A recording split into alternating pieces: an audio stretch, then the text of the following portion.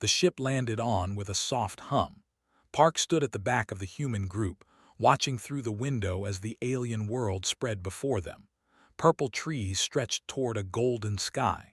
Buildings made of crystal and stone rose in the distance. It was beautiful, but kept his face calm. He had learned long ago that showing too much emotion was dangerous. He was 32 years old. Once, he had been a soldier. He had fought in the border wars when Earth was still learning about the dangers of space. He had seen friends die. He had killed enemies.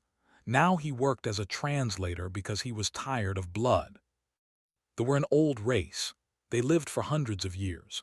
Their empire covered 12 star systems. Humanity needed their help. Earth wanted the rare minerals that only existed on worlds. In return, humans offered their strange ability to survive almost anywhere. Bodies were strong but fragile in certain ways. Human bodies were weak but could adapt to anything. The welcoming ceremony took place in a great hall made of white stone, stood far from the important people. He was not a diplomat. He was just a translator, useful but not special. He wore a simple gray uniform while the ambassadors wore fine clothes. Empress Sara sat on a throne at the far end of the hall. She was 400 years old, but she looked like a woman of 60. Her skin was pale blue, her hair white as snow. Her eyes were the color of deep water, and they missed nothing. She had ruled her empire for 2 centuries. She had seen wars and peace, betrayal and loyalty. Very little surprised her anymore. But when her eyes moved across the crowd and found standing quietly in the shadows, she paused. There was something about him. He stood differently from the others. The diplomats were nervous, smiling too much, talking too loud. This man was still. His eyes were watching everything, missing nothing. He stood like someone who had seen death many times and no longer feared it. The ceremony continued. Speeches were made. Gifts were exchanged. Translated when needed, his voice calm and clear. His was perfect. He had spent 3 years learning their language, studying their culture. It was the one thing he was proud of. Then the attack came. The doors exploded inward.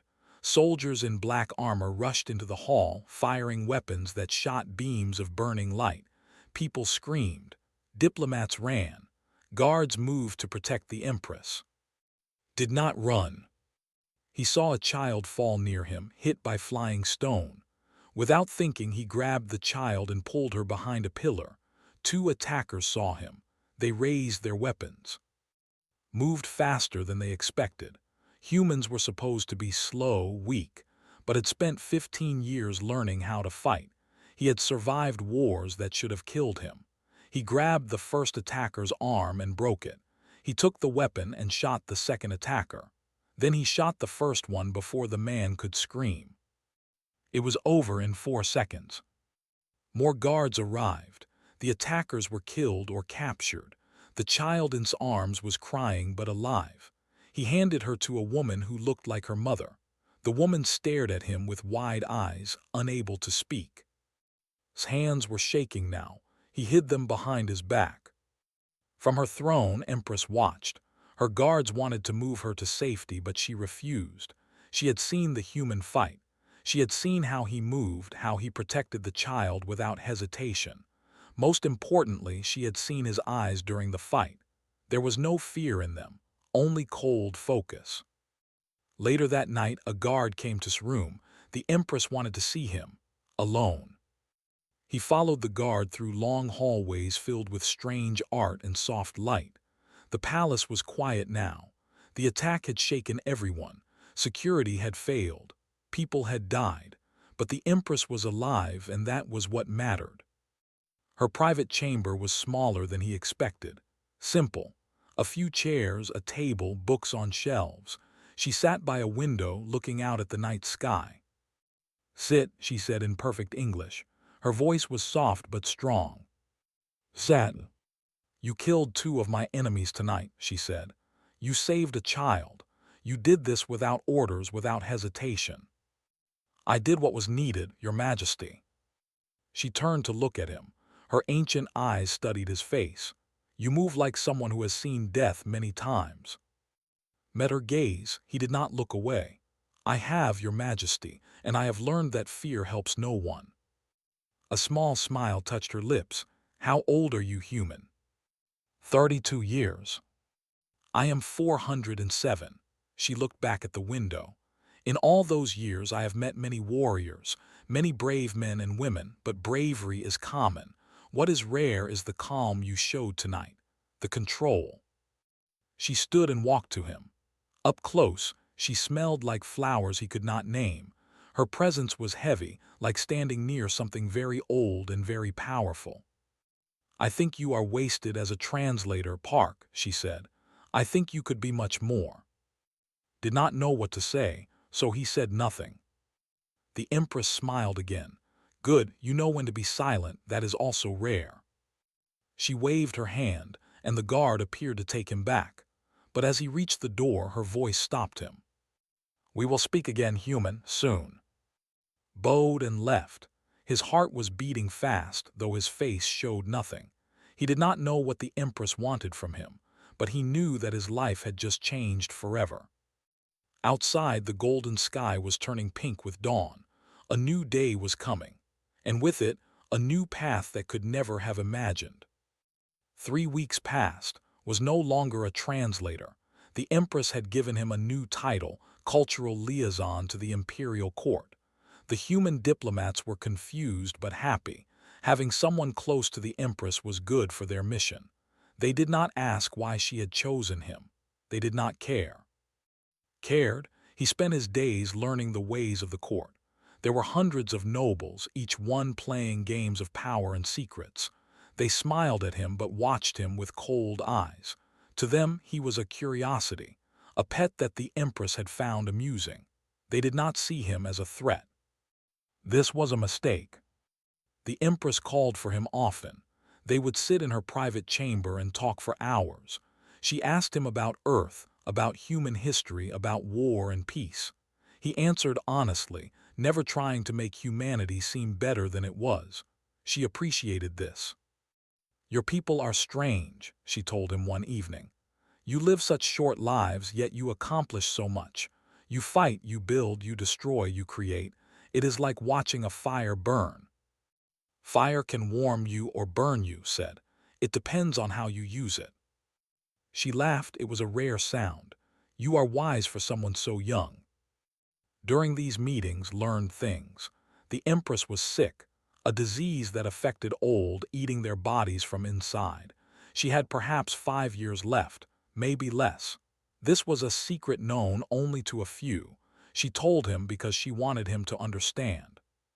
"When I die," she said, "my daughter will take the throne, but she is not ready. She is young, she is angry, and there are many who want to control her."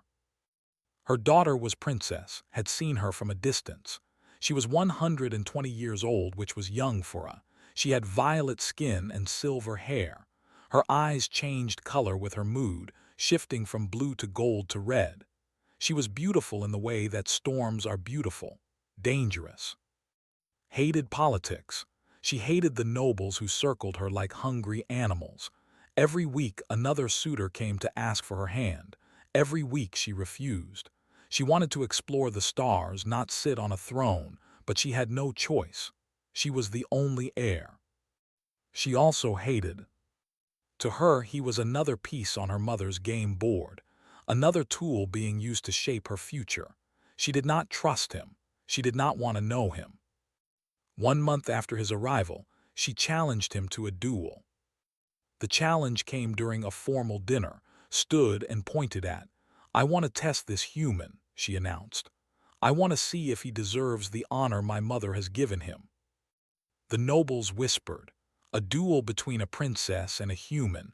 It was unheard of, but was within her rights to challenge anyone in the court. Stood, he could refuse. A refusal would be shameful, but he would live. He looked at the Empress. Her face showed nothing. "I accept," he said. The duel took place the next morning in the palace training ground. Hundreds came to watch. They expected entertainment. They expected to see the human broken. Was fast, faster than any human could be. She was also stronger. They were born warriors, their bodies built for combat, was just a man. She hit him first, a strike to the chest that sent him flying. He hit the ground hard. Pain exploded through his body. The crowd laughed. Stood up. Attacked again. This time she hit his face. Blood flew from his mouth. He fell. He stood up. Again and again she knocked him down. 5 times, 10 times, 15 times his body was broken. His vision was blurring, but every time he fell he stood up again. The crowd stopped laughing. They watched in silence. Surrender, said. Her voice was strange, confused. You cannot win. Surrender and this ends. Spat blood onto the ground. No. She hit him again. He fell, he stood. 17 times he fell. 17 times he stood. On the 18th strike his body finally failed. He collapsed and could not rise, but he tried. His arms shook as he pushed against the ground. He fell again. He tried again. Stood over him, breathing hard. She had won, but it did not feel like victory.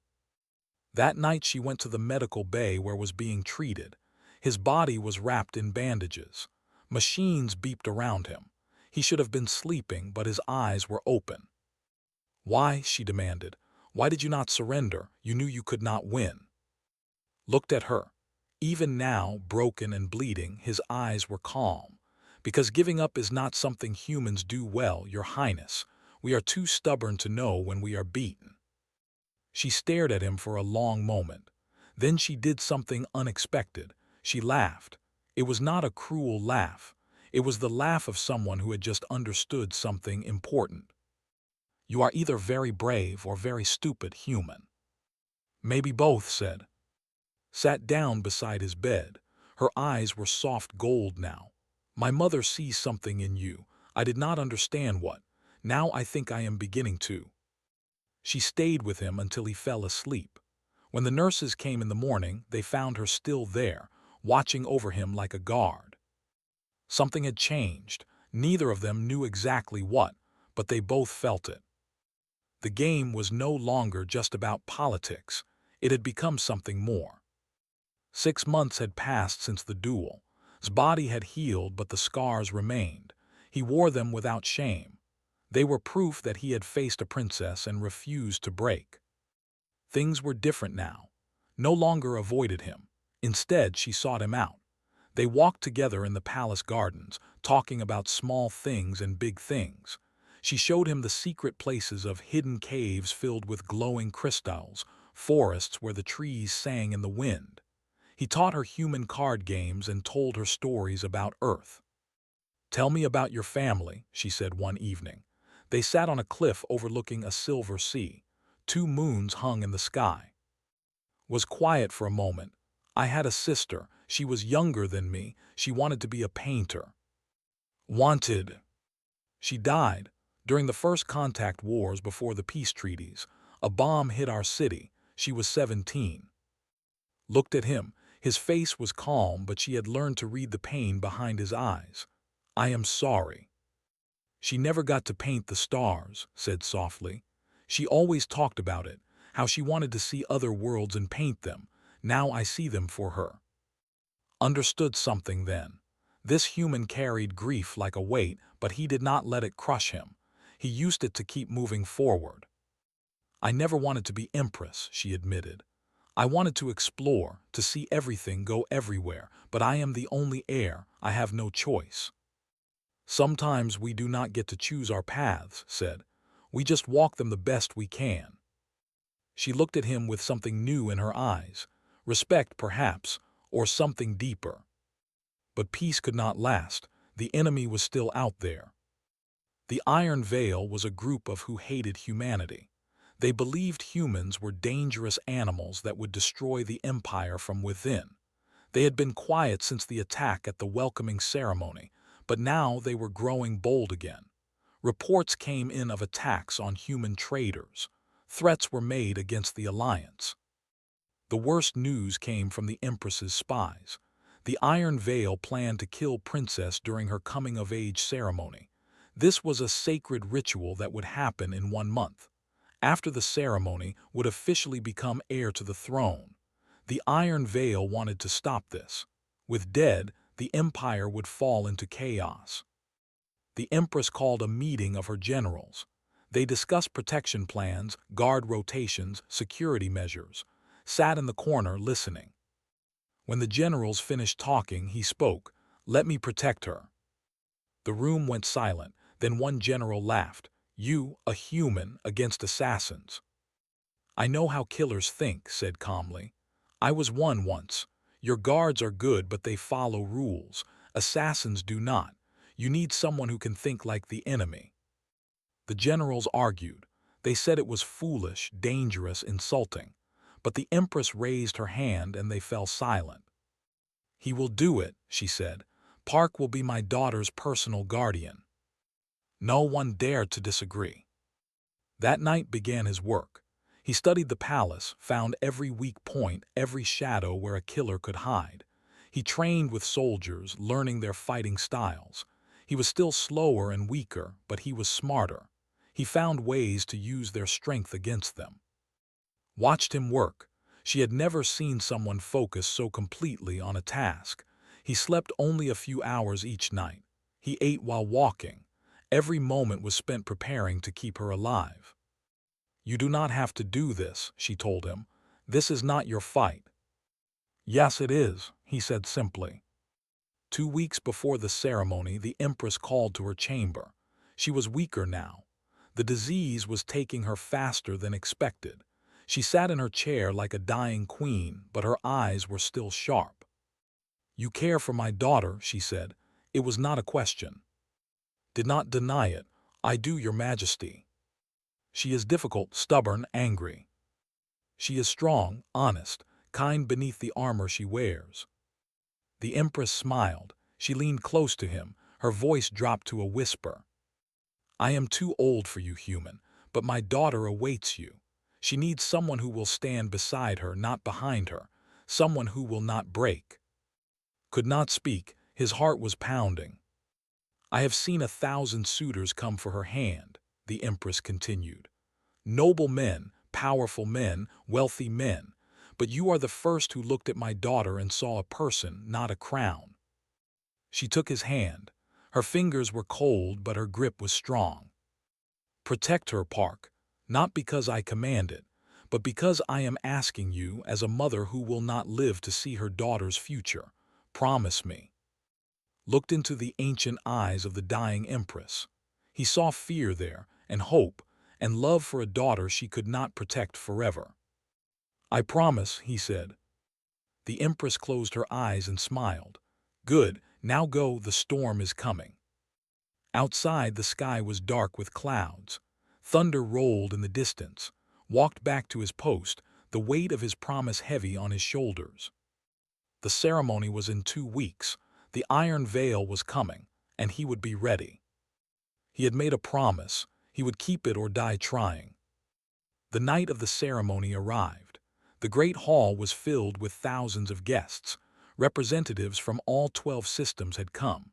Human diplomats stood in places of honor. Crystal lights floated in the air, casting rainbow shadows on the walls. Music played softly. It was beautiful.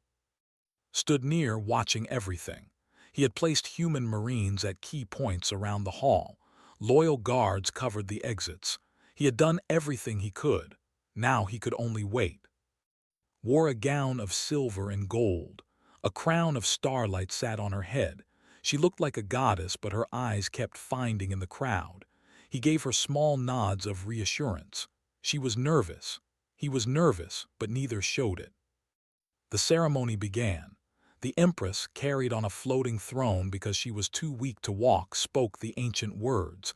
She blessed her daughter. She named her heir to the empire. The crowd cheered. Then the lights went out. For 3 seconds there was only darkness and screaming. When the lights returned, soldiers in black armor were everywhere. They came through doors, through windows, through secret passages that should have been sealed. The Iron Veil had come. Grabbed and pulled her behind him. "Stay close," he ordered. "The guards," she said. "Where are the guards?" They were fighting, dying. The Iron Veil had brought hundreds of soldiers. They had weapons that cut through armor like paper. This was not a small attack. This was a war. Pulled toward a side door. His Marines were there, forming a protective wall. They fought through corridors filled with smoke and blood. Every corner held danger. Every shadow could hide death. They reached the throne room. It was supposed to be safe, a final stronghold with thick walls and heavy doors. But when they entered, soldiers were already waiting. And with them stood Lord. Recognized him, a noble who had wanted to marry. She had rejected him publicly, calling him weak and false. He had smiled and accepted her words with grace, but his eyes had been full of hate. Now that hate was clear for everyone to see. "Princess," said, spreading his arms, "welcome, I have been waiting for you." "Traitor," spat, "you sold your people to murderers." "I am saving my people," replied, "saving them from the human disease that your mother invited into our empire." He looked at with disgust. Look at him, a creature that lives for 70 years, 80 if lucky. What could such a thing offer an immortal civilization? Said nothing. He was counting enemies, 40 soldiers. One door behind them blocked by more soldiers. The Empress was somewhere in the chaos, hopefully safe. "Kill the human," ordered. "Take the princess alive. We need her for the coronation." The soldiers advanced, pushed behind him. "Run when you see a chance," he told her. No. He was already moving. He had no chance of winning. He knew this. But he did not need to win. He needed to buy time. His Marines were coming. Loyal guards were fighting through the palace. He just needed to survive long enough. He killed the first soldier with a knife to the throat, the second with a stolen weapon. The third and fourth fell together. He moved like water, like fire, like something they had never seen, a human fighting beyond his limits. 5 soldiers, 7, 9, 11. They finally brought him down. Too many hands, too many weapons. They beat him to the floor and held him there. Blood covered his face. Bones were broken, but he was smiling. 12 seconds, he gasped. "I held you for 12 seconds. The Marines are coming." His face twisted with fury. He kicked in the ribs. "Fool, by the time they arrive you will be dead and the princess will be mine." He drew a ceremonial blade. Let the humans see their hero die. Let them learn that they have no place among the stars. Watched in horror. She had seen fight. She had seen him refuse to surrender. And now she watched him about to die and something inside her broke. No, not broke, awakened. "I invoke Aura," she said. The room went silent, even froze. Aura was ancient, sacred. A blood duel where a royal could fight for someone they claimed as their own. If she won, would live and be protected by royal law forever. If she lost, they would both die. "You cannot be serious," laughed. "You would risk your life for this human." "I claim him," said. Her eyes were burning gold. "And I will kill anyone who tries to take him from me." The soldiers stepped back. Even traitors respected the old laws, had no choice. He had to accept. They faced each other in a circle of enemies. Was older, more experienced. He had fought in wars. He was confident. Was young, angry, fighting for something more than pride. The duel was brutal, was skilled, his blade dancing through the air. Fought with raw fury, taking wounds to give wounds. Blood flew. Both staggered. Both kept fighting. Then caught her arm. He twisted and her weapon fell. He raised his blade for the killing blow. Had broken free from the soldiers. His body was destroyed, but he moved anyway. He threw his combat knife with the last of his strength. She caught it without looking. Her hand knew where it would be. His blade came down. Moved. When the moment passed, stood frozen, the knife buried in his heart. He looked down at it with confusion, like he could not understand what had happened. Then he fell. The Iron Veil soldiers fled. Marines burst through the doors seconds later, but the fight was already over. Stood over his body shaking. Blood covered her gown. Her eyes were still gold, still burning. She turned too. You stupid, stubborn human, she breathed. I claimed you. Do you understand what that means?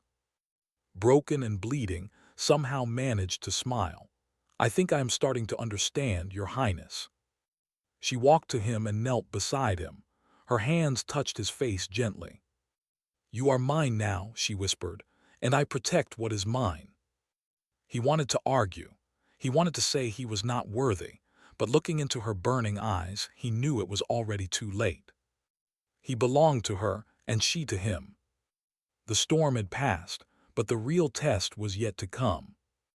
3 months passed after the night of blood and fire. The Iron Veil was broken. Their leaders were dead or captured.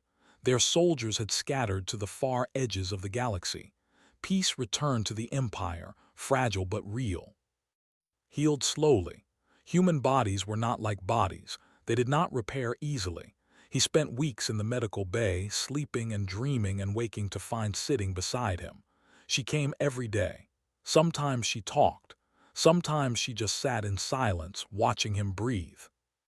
When he was finally strong enough to walk, she took his hand and led him to the gardens. The purple trees were blooming. The air smelled sweet. The court is talking, she said. They say I have gone mad, that I claimed a human like some kind of pet. Do you care what they say? She smiled. It was a rare sight, that smile. It made her look young. No, I stopped caring about their opinions long ago. But there was worry in her eyes, saw it. The nobles will pressure you to choose a proper consort, he said. From an old family, someone who can strengthen your position. I know. I am just a soldier from a small planet. I live for decades, not centuries. My people are young in the stars. I can only make your life harder. Stopped walking. She turned to face him. Her eyes were deep blue now, the color of calm seas. My mother told me something once, she said. She said that strength is not about living forever. It is about what you do with the time you have. You have shown me this truth. You stood up 17 times. You fought alone against 40 soldiers. You almost died to protect me. She touched his face. Her fingers were warm. I do not need a noble husband. I do not need someone who will live for 500 years. I need someone who will stand beside me, not behind me. Someone who will tell me the truth when everyone else tells me lies. Someone who will rise every time he falls. She leaned close. Her forehead touched his. I need you, Park, not because you are human or anything else, because you are you. He wanted to argue more, but he had learned something in his time on this world. Sometimes the bravest thing was not fighting, it was accepting what was offered. Then I am yours, he said simply. She kissed him. It was soft and gentle and full of promise. 1 week later, the Empress called them to her chamber. She was dying. Everyone knew it now. Her skin was pale gray. Her eyes were clouded. But when and entered, she smiled, and for a moment she looked like the powerful ruler she had been. Come, she said, sit with me. They sat on either side of her bed. She took one hand from each of them. I have ruled for 400 years, she said. Her voice was soft but clear. I have seen empires rise and fall. I have made peace with enemies and war with friends. I have done great things and terrible things. But the thing I am most proud of is you, my daughter. His eyes filled with tears. Mother. Let me finish. The Empress squeezed her hand. You are stubborn, difficult, you have a temper like fire, but you are also brave and true and kind beneath your armor. You will be a great Empress, greater than me. She turned too. And you, human, you surprised me. I thought I knew everything about the universe. Then you came and you showed me that there is still wonder left in the stars. She lifted their hands and placed them together. Protect each other. Learn from each other. Show the galaxy what is possible when two peoples choose unity over fear. Bowed his head. I will, Your Majesty, I promise. The Empress smiled. I know you will, you keep your promises, that is why I chose you. She closed her eyes, her breathing slowed. Stay with me, she whispered. until the end. They stayed. They held her hands as the night deepened. They watched as her breathing grew softer and softer. And when the first light of dawn touched the window, Empress Sora passed from the world, a peaceful smile on her face. Wept held her. Outside, bells began to ring, announcing the death of an empress. 1 year later, the coronation of Empress took place in the great hall where blood had once been spilled. The crystal lights floated in the air. Music played. Representatives from 12 systems and Earth watched as the crown was placed on her head. At her side stood Prince Consort Park, the first human to hold such a title in any alien civilization. He wore a uniform of silver and gold. His scars were visible, and he did not hide them. They were part of his story. Addressed her people. Her voice carried across the hall and across the stars. My mother believed that humanity's greatest strength was not their technology or their numbers. It was their refusal to accept the impossible. Today, we honor that strength. Today, we begin a new chapter in the history of our people. She looked at. Her eyes were soft gold, full of love. Today, we prove that the stars are big enough for all of us. The crowd cheered, and human voices rose together. It was a sound that had never been heard before, the sound of two peoples becoming one. After the ceremony, and stood on a balcony overlooking the city. The golden sky was bright with celebration. "Are you ready for this?" he asked. "Being empress, changing history, all of it." She took his hand. "I am ready for anything, as long as you are beside me." He smiled. It was still rare for him to smile, but it happened more often now. "Always," he said, "until I fall." She squeezed his hand. "And when you fall, I will help you stand. That is how it works now. That is how it will always work." They stood together as the sun rose over a new empire.